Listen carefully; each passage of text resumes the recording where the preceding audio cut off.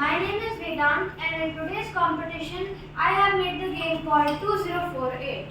In this game, your mathematical skills will be polished, and since it's a game, children will also love to play it. So first I will open the game. Give me 1 minute, I need to connect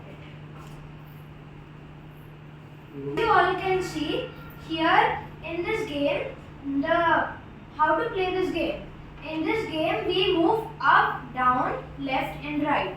We drag our finger up, down, left and right. So if I move my finger up, all the blocks move up. If I move them down, all of them move down. And same with left and right. Our objective is to make 2048 by merging the numbers like I merged 2 and 2 and made a 4.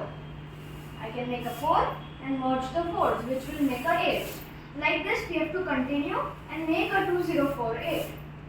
So that's all from my side. If you have any questions, I would love to answer. Thank you.